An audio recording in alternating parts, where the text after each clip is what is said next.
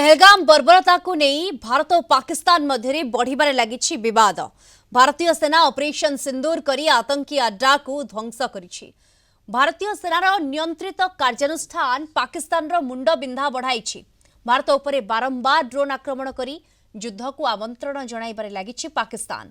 गोला बारूदर लड़ई को सचेतन महल चाहू नथिले सुधा परिस्थिति से दिग को ठेली देउछि।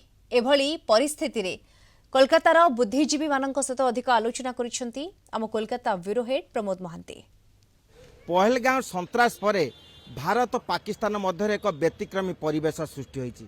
कार्यत युद्धं देही डाकरा दिया जाइछि कहले अत्युक्ति हेब नाही। देशवासी वर्तमान अस्थिर परिस्थिति रे सृष्टि होइछि, किंतु दुई देश मध्य जो परिस्थिति सृष्टि होइछि भारत जेते भी सहनशीलतार आदर्शगत विधि अनुपालन करुथिले सुधा पाकिस्तान जो आचरण कार्यत भिन्न दिग को परिवेश जाउछि। तेणु यही प्रसंग को आलोचना करने आम निकट उपस्थित अच्छा कोलकातार बुद्धिजीवी मैंने आम पचारा जे आज दिन में जो व्यतिक्रमी परिस्थिति सृष्टि होती जो गोला बारूदर ध्वंस लीला चक्षुरे निज चक्षुरे नाची उठुची प्रकृत अर्थ में ये सिंदूर जो प्रसंग आसी जो ऑपरेशन सिंदूर ऑपरेशन होती प्रकृत अर्थ में यार रूपरेख कौन हो पारे एवं परिस्थितिर धारा कौन कौन कौन सा যে এরকম নৃশংস বর্বরভাবে যেভাবে পহেলগাঁওয়ে মানুষকে মারা হয়েছে তার জন্য পুরো দেশে আক্রোশ ছিল এবং সেই আক্রোশের জবাব একটা দিতেই হতো।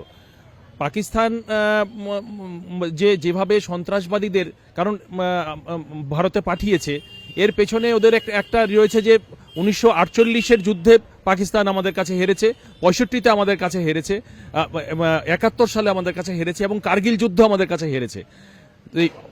80-র দশকেই জিয়াউল হক বলছিল যে ভারত একটা হাতি, ভারতের সঙ্গে আমরা সম্মুখ সমরে পারবো না, এজন্যে তারা কিন্তু এইভাবে ছদ্ম যুদ্ধের পথ নিয়েছে এবং সন্ত্রাসবাদীদের তারা স্পন্সর করছে ভারতে।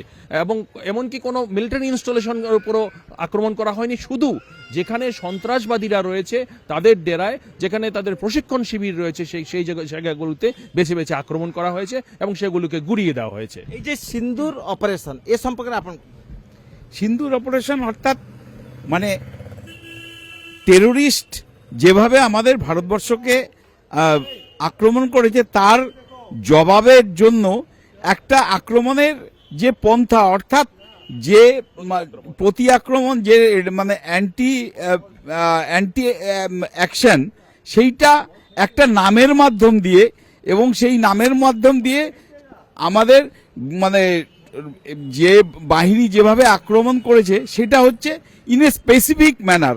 যেভাবে পাকিস্তান আমাদের ঘুরপথে ভারতবাসীদের সাধারণ মানে যারা বেড়াতে গেছে যারা নিঃসহায় আঠু বড় কড়া নিন্দা করা যাই পারে না। বর্তমান এই যে সিন্দুর ঘটনা হলা এই সিন্দুর ঘটনা পাই আজি আম দেশ গর্বিত এবং প্রত্যেক ভারতীয় भी গর্বিত। তেণু আম দেশ হচ্ছে বুদ্ধর দেশ, গান্ধীর দেশ যাহা অহিংসা নেই চালিছে, সে কেতবে যুদ্ধ চাহান্তিনি। কিন্তু এ দেশ বি যে সুভাষ बोसର দেশ যে সি भी কহিলে যে মতে ব্লড দিও I will give you freedom.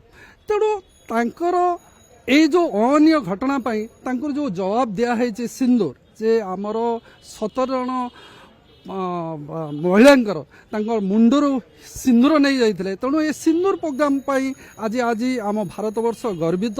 তেণু এই প্রোগ্রাম পাই বা যে এই যে আমার অভিযান পাই প্রত্যেক দলমত নির্বিশেষে जो विरोधी दल माने समस्त एकजुट हो जो आमर गणतंत्र को रक्षा करी जे आगे चलती प्रत्येक देश को आगे चलती आपाई आम इंडियन गवर्नमेंट सहित Indian army we are proud of our Indian government and proud of Indian army एवं भविष्य में आम भारतवर्ष जे विश्व गुरुर जे लक्षण देखा ताहा आगु को जना पड़ुछ। बर्तमान परिस्थिति आमे तो आमर जहाँ वार्ता दवा कथा देदेलु बर्तमान से जदि एस्केलेशन करती पाकिस्तान आमे से पूरा प्रस्तुत अच्छा आमर पूर्ण विश्वास अच्छी आमर जो सामरिक बाहिनी उपरे आमर लीडरशिप उपरे से माने ठीक एकदम मुँह तोड़ जवाब देवाई से बसी अच्छा। ମହାଭାରତରେ ଆମର ଯେମିତି ଘଟଣା ଦ୍ରୌପଦୀଙ୍କ ଲଜ୍ଜାକୁ ବଞ୍ଚେଇବା ପାଇଁ 100 କୌରବ ସନ୍ତାନ ଯେମିତି ମୃତ୍ୟୁବରଣ କରିଥିଲେ ବା ଗୋଟେ ମହାଭାରତ ଯୁଦ୍ଧ ସମାପନ ହୋଇଥିଲା, ସେମିତି ଆଜି ଏଇ 27 ଜଣ ମହିଳାଙ୍କର ସିନ୍ଦୁର ବଞ୍ଚେଇବାକୁ ଯାଇ ସାରା ଭାରତ 150 କୋଟି ଲୋକ ତଥା ଆମ ସରକାର ବିଭିନ୍ନ ରାଜନୈତିକ ଦଳ ଯେଉଁ ଏକାଠି ହୋଇଛନ୍ତି, ଏଇଟା ଗୋଟେ ବୃହତ ବାର୍ତ୍ତା ଦେଇଛି ସାରା ବିଶ୍ୱକୁ। ଏହାଦ୍ୱାରା ନିଶ୍ଚିତ ଆମେ ବିଶ୍ୱଗୁରୁର ପରିଚୟ ପାଇବା। ଆଉ ପାକିସ୍ତାନ ଆମ ବିରୋଧ ପ୍ରକୃତରେ ଆମ ପଡ଼ୋଶୀ ହୋଇ ବି ସେ ଯେଉଁ ପ୍ରକାର ଆଚରଣ ବା ବିଚାର ଚଲେଇଛି, এইটা একচুয়ালি কেবে বিশ্বাসযোগ্য নয়, তাকে ইয়ে করা যাইপারে না। আর মহিলা সশক্তিকরণ যে মহিলা 17 জনଙ୍କର ମୁଣ୍ଡରୁ ସିନ୍ଦୁର ପୋଛି ଦେଇଥିଲେ সেই ମହିଳା ମାନେ ତାଙ୍କର ଧ୍ୱଂସ କରିଦେଇଛନ୍ତି ତାଙ୍କର ଯେଉଁ ଘାଟି।